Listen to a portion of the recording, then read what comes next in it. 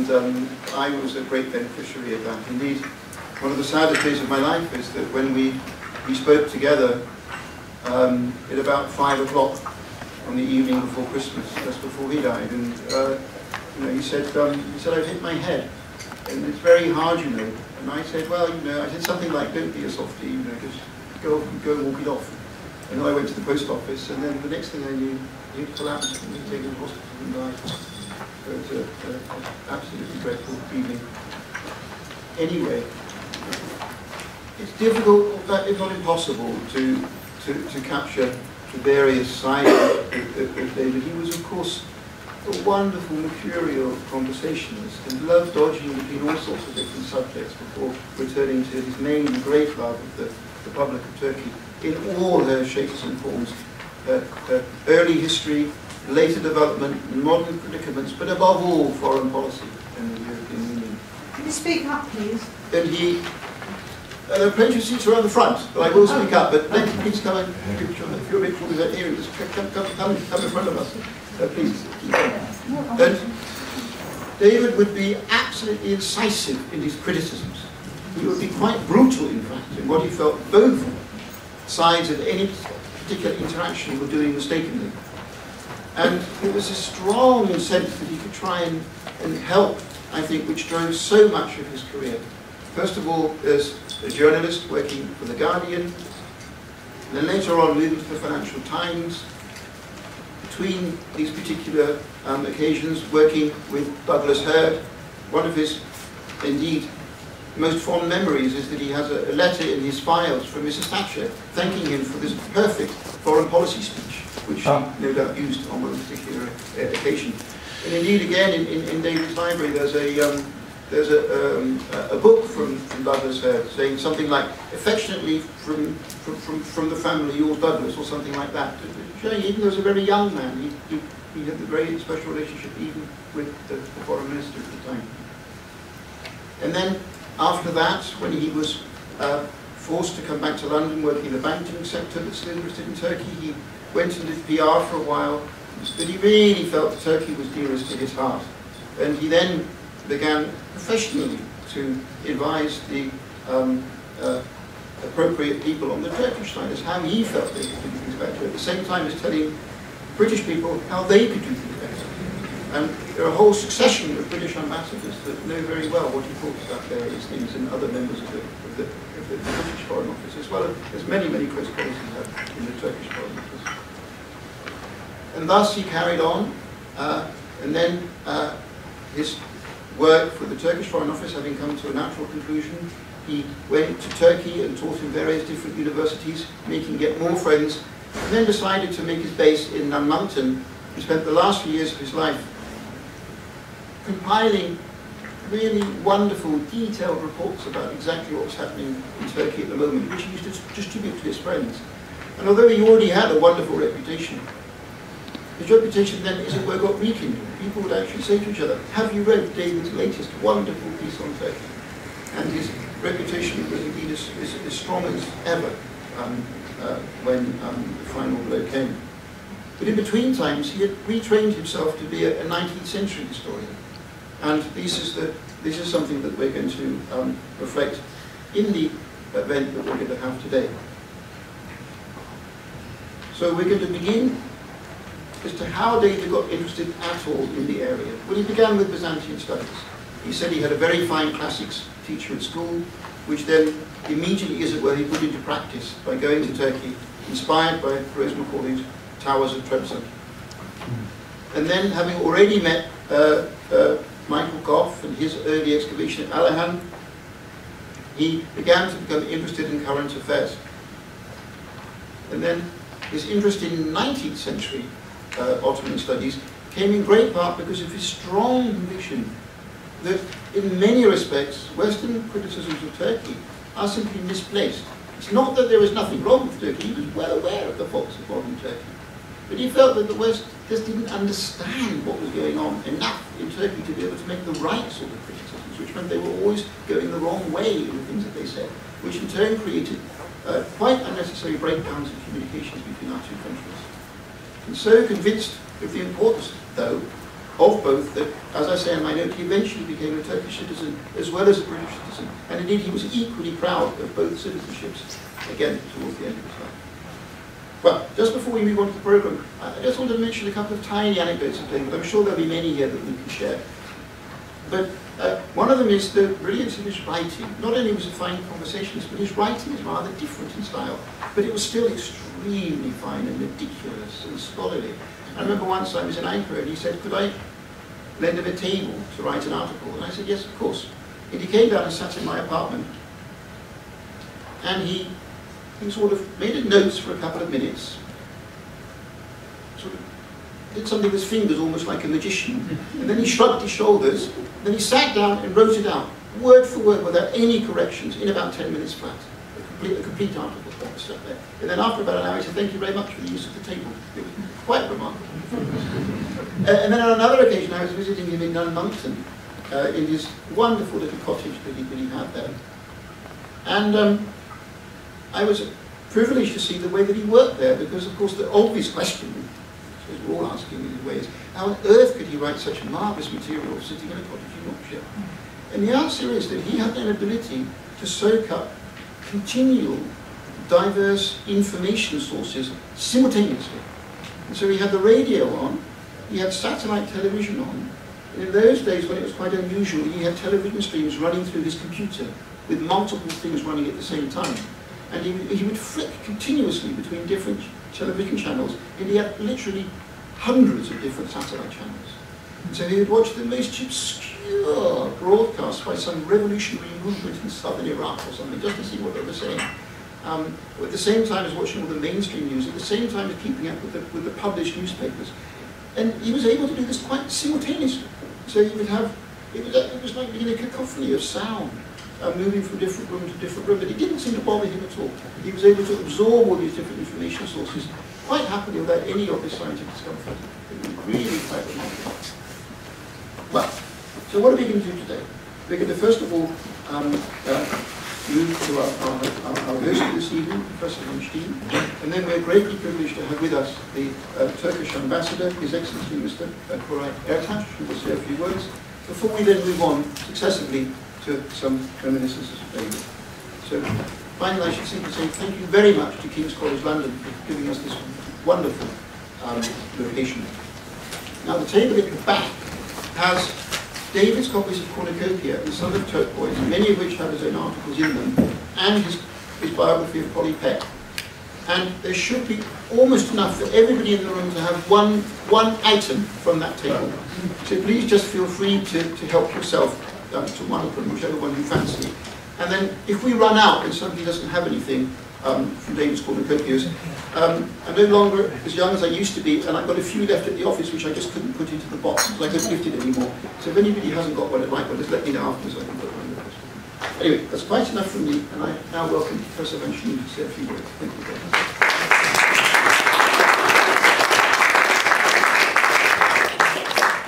Well, thank you so much. It's wonderful to see this room filled with friends of David Barchard, whom I unfortunately never had the pleasure to meet. My name is Rhonda van Steen, and I hold the Korais Professorship here at King's College London.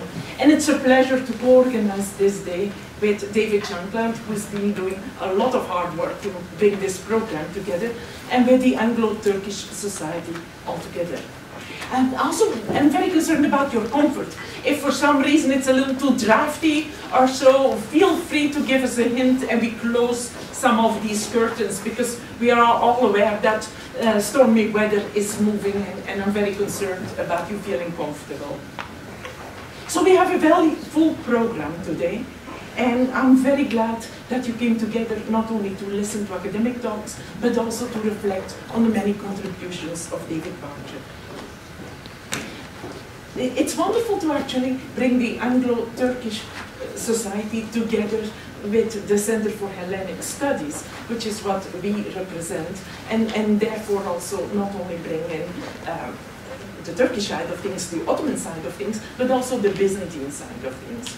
So I will let the program roll on smoothly from here on, but in terms of handing out goodies, I didn't want to be undersold. I brought you newsletters from the Center for Hellenic Studies. If you're interested in what our activities here at King's involve, if you want to sign up for or to be placed on the mailing list, if you want to reflect on a year's worth of activities, I will leave this in a prominent spot and feel free to help yourself to a copy.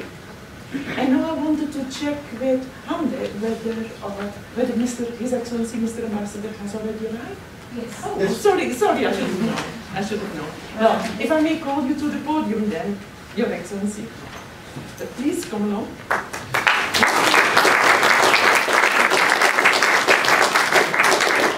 Mr. Koraini? Yes. Ertaj? Yes. Thank you. Oh, the floor is yours. Thank you. Well, because I look quite young, I'm used to facing all these situations all the time, and I'm used to questions like, "Are you the son of the ambassador?" Well, I'm also very happy to be part of this solemn occasion, and I would like to thank David, Anglo-Turkish Society, and also King's College, the Hellenic Society as well. Because David was a dear friend of many Turks, for many of us. I also personally didn't have the chance. Unfortunately, it's a big miss for me, not only as a diplomat, but also the new ambassador in London. But we heard a lot about his contributions to this important relationship between my country and the UK. Because as a person, he really strived hard to understand the intricacies and all the ingredients, if I may say, of our society. Well, for those who knows Turkey a little bit, my country is a special, important player in a region where you see almost, at least 4 or 5 different cultures intersect. This is a geographic fact, it's a historical fact. And when you talk about Turkey, it's both a fascinating country. In the meantime, it's a country with a foreign eye, a country that can be misunderstood and easy to misunderstood. I am also a student of conflict analysis and resolution. So in the field, we have conflict in multi-layers. So individually, we have our own disputes inside ourselves, and obviously the person-to-person level, which is part of psychology as well. Then you have communal disputes and conflicts, and you have international issues. And the Turkish case actually has all these aspects. Internally, we feel ourselves part of the Western world, but also the Eastern world, the Northern world as well, and now with the new mantra as the Southern world. So these, I shouldn't say maybe disputes, but challenges are intrinsic in our social psyche.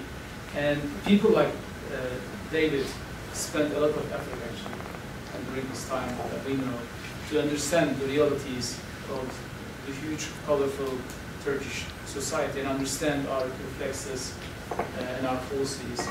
And he tried hard actually to portray the accurate picture of the society and political realities of the country to the larger Western world, not only to the UK.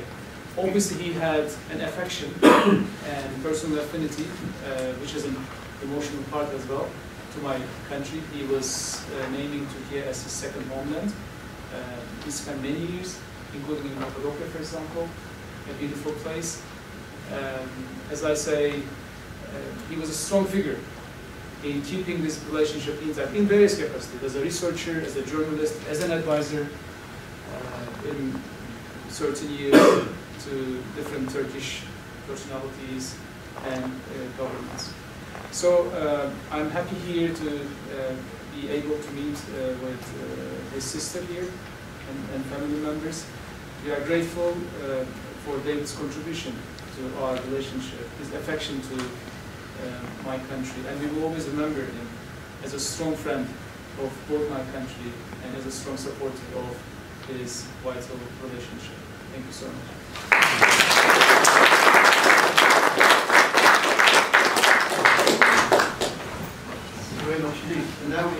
like to invite Michael Hibbert, please, to say a few words about David. Thank you. Well, Your Excellency, ladies and gentlemen, David Barchard was a long-lasting friend. I first met him in 1958 at St Mary's Hall, which is the prep school of Stonehurst College. And he was in touch with me and with all my family ever since. His final emails were sent just before Christmas 2020, and they exulted in the way that Syria was obligingly providing audiobook readings of Dostoevsky to accompany his daily walk through the fields around London. He also demonstrated the astonishing crispness of his memory by reminding me of the exact whereabouts of the sanatorium at St Mary's Hall and its smell.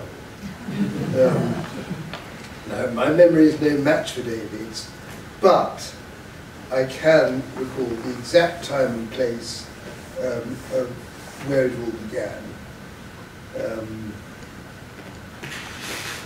Earlier in the summer of 1967, David had been approaching the end of his second year as an Oxford undergraduate historian at St John's College,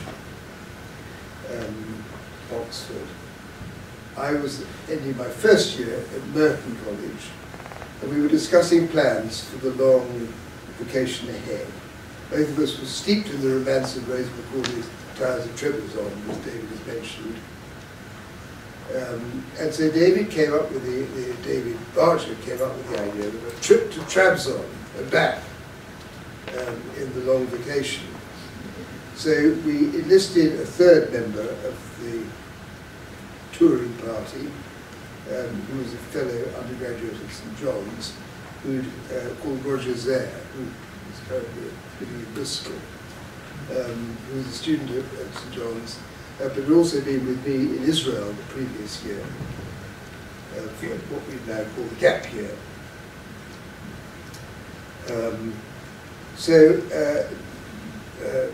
Roger's, for our 7 weeks abroad, I bought £15 worth of travellers' checks and stowed them in a body belt. On the insistence of Roger's grandmother, who was an old India hand, who lived in Exmouth, we added a large bottle of Kaolin and morphine to our packing list. We consulted widely to make the most of our planned travels. Roger contacted Colonel Molyneux Carter, his British military attaché in Ankara. David wrote to the archaeologist Michael Gough, whose son Leo was here, and who was at that stage about to go to St Mary's Hall, which we had left 10 years previously.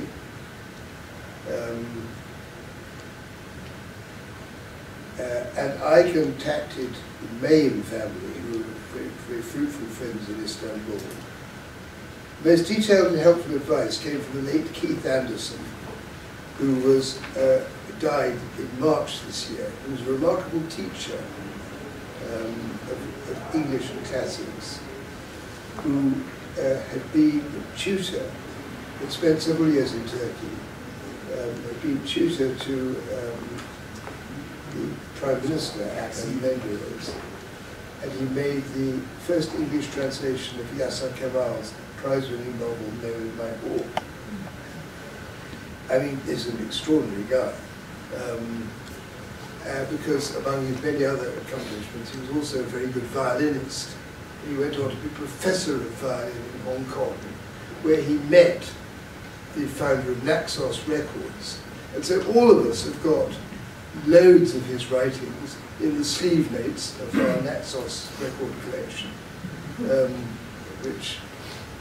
anyway, that's by the way, because he gave us very detailed advice about what to do when travelling around Turkey, and that was invaluable. So we set off from Victoria Station in late July 1967, sorry, late June 24th. We arrived in Istanbul via Munich 4 days later. As the steam engine whooped and whistled along the final downhill stretch from the Balkans to the Bosphorus, David and I were busy counting telegraph poles in Turkish. By the time we arrived, we could get up to 100. We took a modest hotel room halfway up the hill towards Hagia Sophia and settled down to 4 days of purposely sightseeing, consuming the entire bottle of K11 morphine as our tummies adjusted to Turkish diet. Our time in Istanbul was enlivened by an encounter in the street with a dancing bear. If dancing bears are still encountered in the streets of Istanbul. And the lavish hospitality of Mesdames Mayim and Vanderlik, with whom one communicated only in French. The Mayans took us across the Sea of Marmara in their motor launch to the island of Haibeliana to meet a professor of the Greek Orthodox Seminary and inspect his treasures. On the final afternoon, they took us for a swim in the Bosphorus at a super deluxe hotel, where apparently our pallid English torsos contrasted with the opulent bronze of the last Ottoman Sultan's daughter on a neighbouring sun lounge.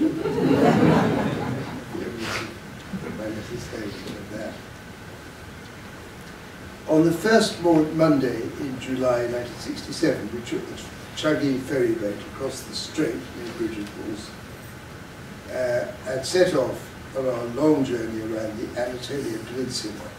We progressed from city to city with a few excursions into their hinterlands. Most stages were covered by coach, often with heart in mouth, because drivers treated their vehicles as war chariots, rampaging down mountain passes and scattering poultry, donkeys and elderly pedestrians through rural villages. We just had to hope that the deity would heed the pious motto over the driver's windscreens. I can't translate this pious motto. It's a very, very long word, and it was on all the coaches. And they still be for that. Coach travel was convenient and inexpensive. By the time we reached Trabzon 4 weeks later, most of our travellers' checks were still untouched, as we had been touring the country for less than £1 a day.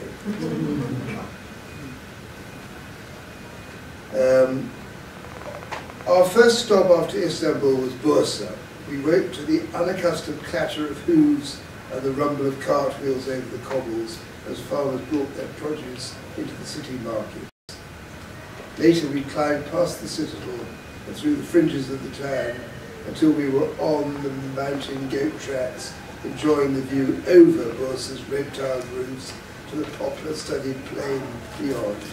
Till Roger spotted an approaching thunderstorm, we ran back down to the hotel as the heavens opened. Next day we caught the coach to Izmir, where again we climbed out of the town, as much as they normally do, looked over the rooftops, this time to the blue horizon of the Mediterranean, and the ships moored outside the port. Then southwest to Antalya with its beaches, archaeology museum, and 13th century minaret. Then north to an overnight stay with Michael and Mary Gough and young Leo on a prehistoric archaeological dig in the Taurus fields, of which I'm ashamed to say all I can remember is the Kurdish labourers with their impressively baggy blue corduroy trousers.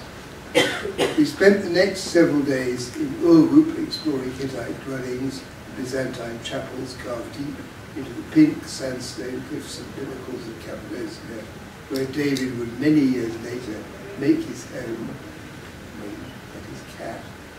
We travelled on to Konya, the city of whirling dervishes, then east to Kayseri, from where David temporarily set out on his own to see the island church in Lake Van. Alas, we found the locals more and more unfriendly. He was attacked by dogs at Elazig, at which point he turned back, so he never got to Lake Van on that occasion, and followed the route of Roger and me by train from Kayseri to Samsun via Sivas, and by coach along the coast road to rejoin us in Trabzon. We spent our time in Trabzon catching up with the backlog of airmail correspondence with family and friends. Of course, in those days, that was the only way to keep in touch. Exploring Byzantine remnants in the city and the citadel, swimming from a beach just east of the port, and trekking through the hazelnut groves along the coast. In the evenings, we would take a table at a cafe in the cliff-top gardens drink a glass of chai, watch the sunset, and gravely discuss love and death with blithe useful ignorance. Right. No experience as yet. David insisted that we buy a bottle of raki for a sort of a Turkish nightcap in the Trabzon hotel. We left Trabzon on the coastal packet boat at the end of July 1967, disembarking at Sinop to take a steam train to Ankara and so return to Istanbul. The high points of this second visit were an exploration of the Theodosian walls of Constantinople and an audience with the Orthodox Patriarch Athenagoras, with whom we ritually sucked icing sugar from the silver salver of very long-handled spoons.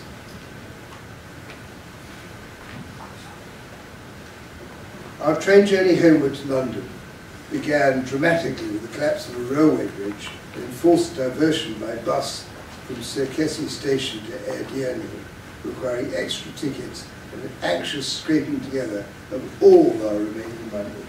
We arrived back at Victoria Station, bleary-eyed at dawn, on August the 7th, 1967, and travelled out to Woodford Green for breakfast and a day in bed before we dispersed.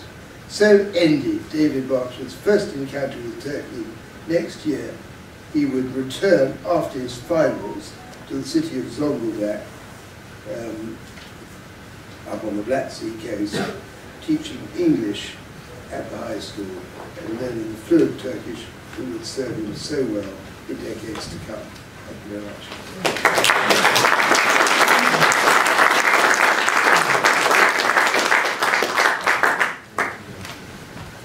I'd like to invite Sinan Kuneralp to say a few words. I think I may say that Sinan was brought up in London in the Turkish embassy, but for many, many decades has been famous as a publisher in Istanbul of literally hundreds and hundreds of first-class scholarly books on Turkey. Obviously, you, David, from Sweden as well. Thank you, David. I can't help thinking that David Barchard is the last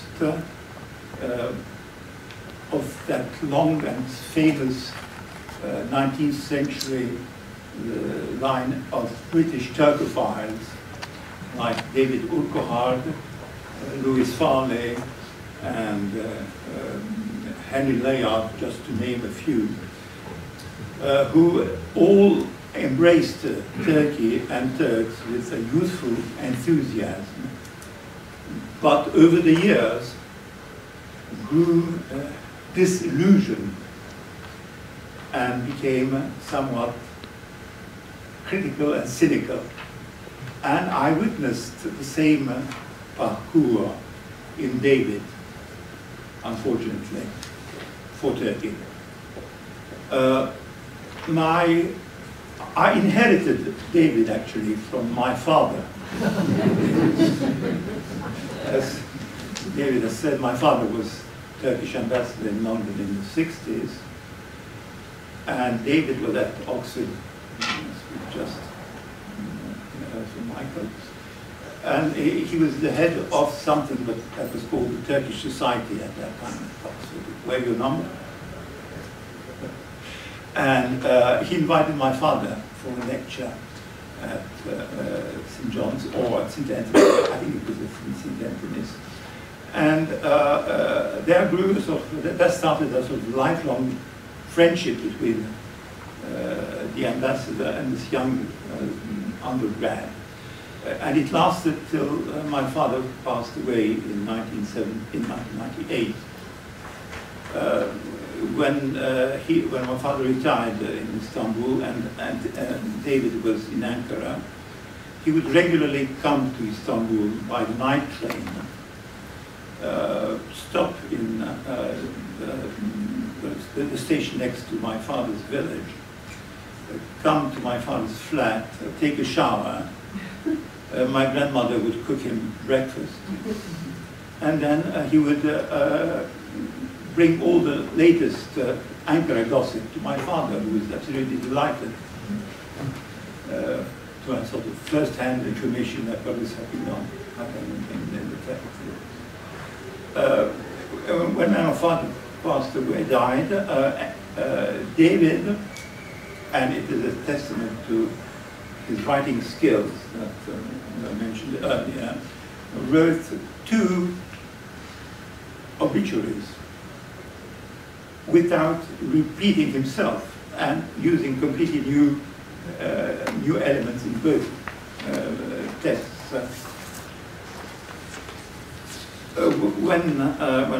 After my father's death, I came into the picture, and we, over the years, with David, we would meet regularly, no longer interested in politics and Ankara gossips, but we would arrange small meetings over a bottle of rak and discuss Ottoman history, because, as I said, David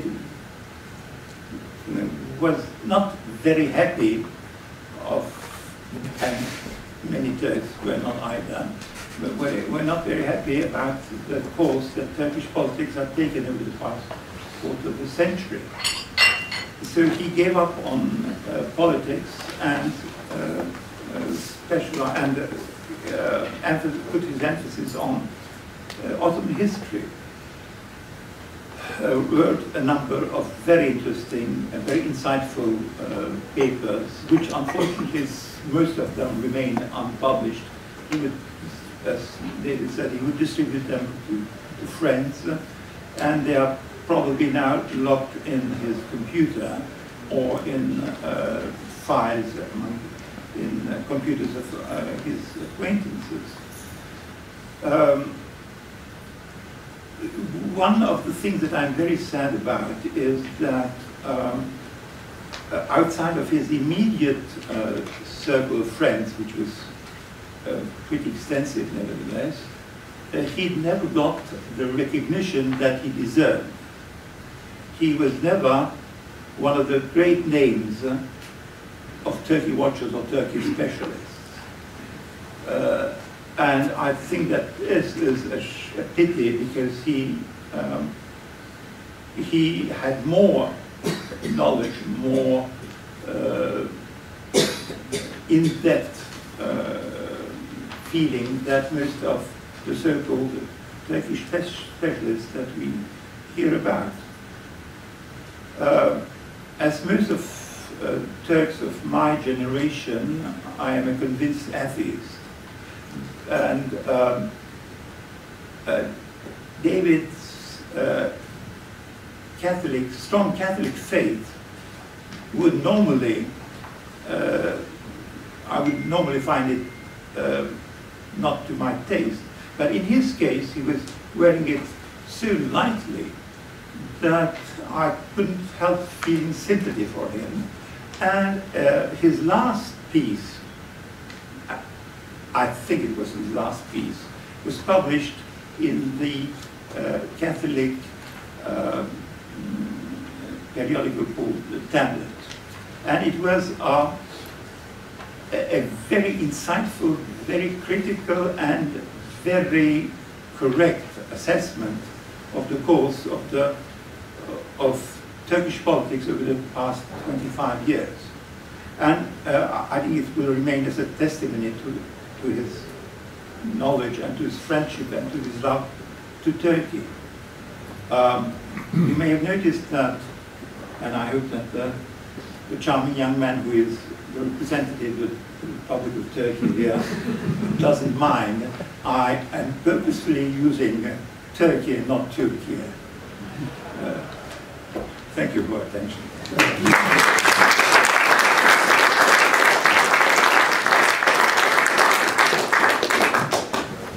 Thank you very much indeed. Now I would like to invite İlhan Nebioğlu to say a few words.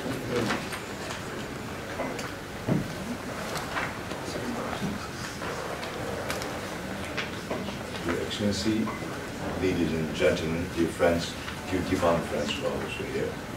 Now you confused me, Sinan, should I say Turkey or Turkey? I thought it wasn't. This is a sad occasion, but it's also a great privilege for me. Thank you so much for asking me here to talk about my dear friend David.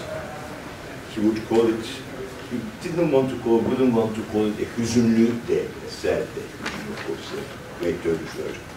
So I will try to make it fun for David, for us not to forget his sense of humor. David shared a deep bond with some who have already passed away, including his close friend Norman Stone, of course, and the Daunt family, who all of them left us. And I have beautiful, wonderful memories with David and the Daunts and Norman Stone, sitting either in London at their club or at the embassy in Ankara, or they used to come and stay with us when we were in Istanbul, at our yacht in Kuzguncuk. And the loss of David has left a rather big aching sense of bereavement in many friends, in us, acquaintances, particularly in Turkey, where his roots were deep and far spread. I mean, this bereavement goes on to drivers you knew, bakkal you knew, or the housekeepers, or the garçons in restaurants, they ask about him. They all have not forgotten him. I first met David in the 80s, rather late, I'm sorry to say that. He was the FT correspondent, and he was based in Brackenhouse, the red brick building opposite St. Paul's. And I used to work in the city at that time, at Kleinwoods. I was in Fenchurch Street. And every time there was an article on Turkey, which was a bit anti, I used to get furious. I used to run to him and take him up to lunch to Sweeties, which he liked very much. And we used to argue there. And today, of course, it's become other way around. I would ask him to write some critical things about it, if you excuse me. Then we decided to bring Turkey to a far wider attention and jointly went to see Özal. And we explained to him we should do something about Turkey. And with Kaveci's help that time, we started doing some PR and letter writings for Turkey. In David's words, he said, Turkey is a peculiar country, at times subjected to baseless and distorted news coverage, while major calamities often pass by unnoticed, as you also mentioned. Few spoke with as much authority on Turkey as David, both as a writer and a reporter. He asked incisive questions, demonstrating the breadth of his knowledge through his uncompromising defense of freedom of expression. It was David who gave me a copy of the Soviet dissident, Yevtushenko, which he had underlined. It said, when truth is replaced by silence, the silence is a lie. David was in the front line seeking the truth, and it was the ruthless truth. He believed in the power of writing to challenge and provoke those with narrow minds and a disdain for freedom of speech. To him, there was little purpose in writing if it didn't stir up some level of irritation, confusion, fight. He believed in the right to offend, which was great as a journalist, his inquisitive character. He regularly made an effort to inform various international journals with sarcastic comments. They were designed to highlight their misperceptions of Turkey, the complex of Turkish-EU relations, and the legacy of Atatürk. His proficiency in this regard was truly remarkable and legendary. Some of his later articles were rooted in his rebellion against religious education recently, away from the secular education. I remember we were sitting in a hotel lobby with Norman and David, and he had read one article about the secular education being ignored. And every sentence which he read, Norman would say, raising his hands, "Oh, patria mia, oh, patria mia."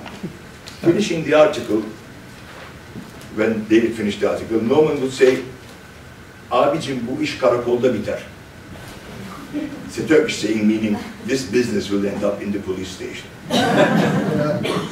He hasn't published that article. While David earned admiration from those who knew him, he didn't actively seek popularity or compromise his values for it. David stood firmly by his convictions. Unlike Groucho Marx, who said, These are my principles. If you don't like them, I have others. Moral flexibility was unthinkable to him. He had a strong disdain for political hypocrites and considered it his personal crusade to expose them. Later in his life, he disappeared. This irrepressible quest for adventure and knowledge led David to Cappadocia, to Gough, with its ancient monastic ruins. We were all puzzled where he was. An enigmatic town nestled on the slopes of an extinct volcano, he used to say, abandoned for centuries. The lion-colored uplands of central Anatolia, he wrote to me in one of his emails. These were seen through his eyes, appeared both biblical and austere, and David was very much captivated by all this. With all his interests in travels, trips, hobbies, Ottoman history, archaeology, ongoing lectures, unending stream of work, writings, he had no time for himself. We were very critical of it. He should look out for himself. He kept on repeating. Then his newfound love for baklava in Karaköy in Istanbul had led him to put on pounds. Eventually he received a diagnosis of type 2 diabetes. Prone to pessimism and plagued by health issues, he struggled to shed the excess weight, so he overhauled his lifestyle. Taking control of his diet, he was very proud of it. He embarked on a journey to better health, becoming a jogging optimist in the process. His honest and inspiring account of his transformation filled him with pride. He even acquired a treadmill. Then one evening he came to us in our house. We were on the island that time in Istanbul. I saw our housekeeper, Efile, who knew David very well, with trousers in her hands. I said, what are those? She said, they are David's, who had come for supper. And there he was sitting in a corner with my robe de chambre, adjusting his belt and punching a few more holes, with no trousers on. I said, what's happened? A visible testament to his remarkable progress. His trousers were getting shorter.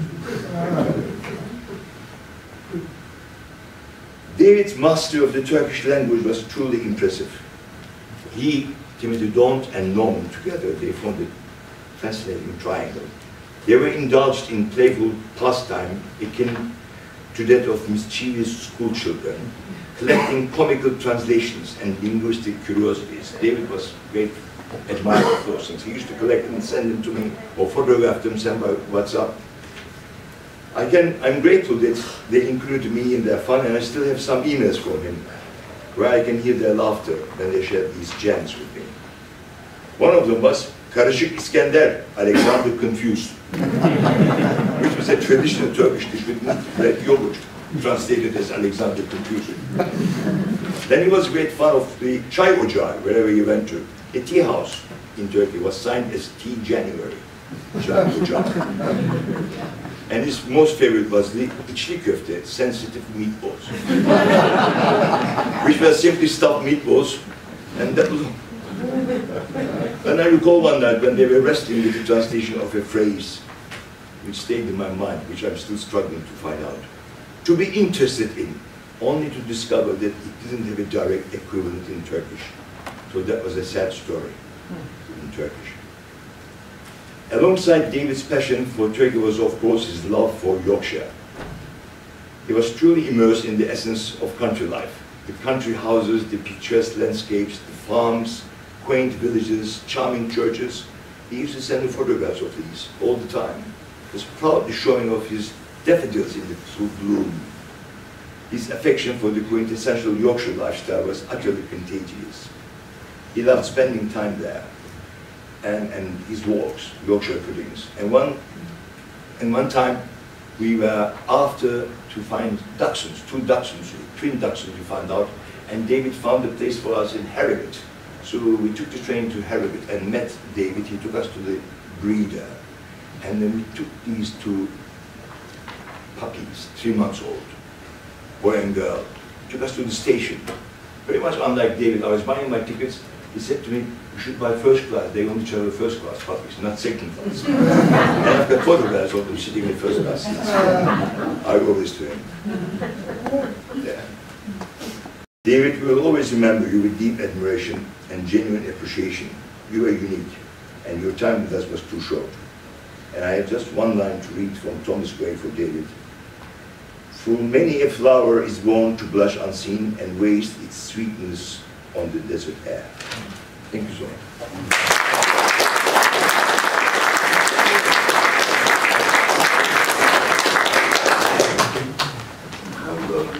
Year ago, whose father looked after David in that very first trip to Turkey, very much at the outset. Your Excellency, ladies and gentlemen, yes, that's true. I think Professor Hibbert, who must have been there at Allahabad in 1967, so I was a small boy, gazing at you wonderingly, because you've both been at Stonyhurst, which was my father's old school as well. Allahabad is a 5th century, I think there's some disagreement about whether or not it was a monastery or a pilgrimage complex. It's in very high up in the Taurus Mountains in the south of Turkey, and my father Michael Gough had excavated it for many years. I think that David's interest in Byzantine studies were kindled at school at Stonyhurst, as far as I understand. I didn't see David again until after my father's death in the early 1970s, when he began to pursue my mother, Mary Gough, for archaeological information and gossip in long telephone calls, bursting with David's characteristic love of conspiracy. This amused rather than irritated my mother, and as I subsequently discovered, it had a similar effect on many others of the older generation, such as the eminent Oxford Turkologist Geoffrey Lewis and the colourful historian Norman Stone. David raised the long telephone call virtually to an art form, which I suspect derived in part at least from a journalistic instinct, or a journalistic technique. He would love to pass on snippets of tittle-tattle and a design to provoke a reaction rather than actually to inform. Telling me, for example, that the Turks at Big Kent University were referring to Norman Stone as the Sarkosh Yabancı, the drunken foreigner, or that my mother should really have become a nun after being widowed, which was an idea I think she would find completely ridiculous. As a journalist, David worked like a madman. Whenever I visited him, as has been said by David Shankland, whatever the country, there would be several televisions and computer screens and radios going with different channels, all with Turkish or Middle Eastern news. And as you said, I think that's right, he could absorb all this cacophony and make sense of it. He worked at a frenetic pace, in a way that I think is only possible if you're a lifetime bachelor. I think his journalistic work has been, or Turkish topics has been very good. I think the Asıl Nadir Polypek book is a valuable record, although sadly it was published in '92, so it only goes up to that point and doesn't cover the dramatic subsequent escape of Nadir to Cyprus, or his later return to trial and sentencing in the UK in 2012.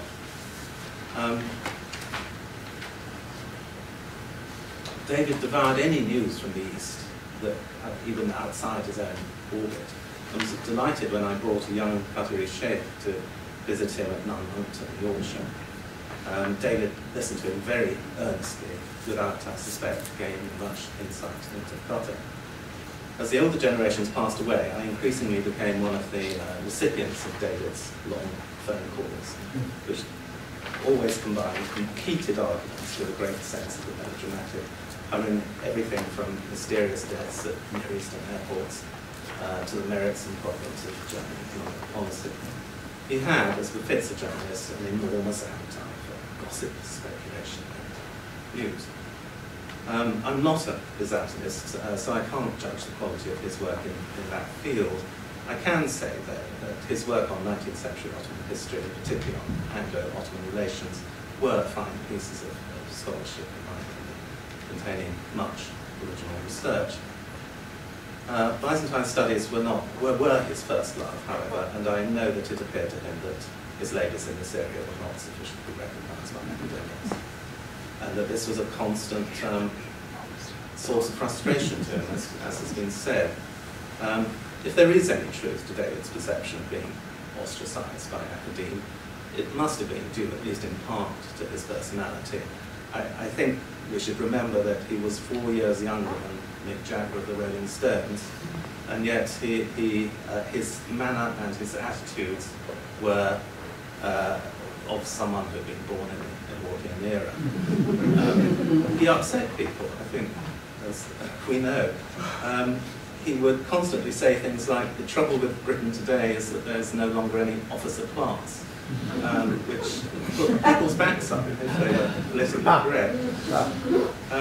David's genuine love of Turkey and his first fierce desire to promote a better understanding of the country in the West were often misconstrued. But for those of us who were unfazed by his prickly exterior, he proved to be a brilliant and entertaining charm and a true friend of Turkey. Thank you very much.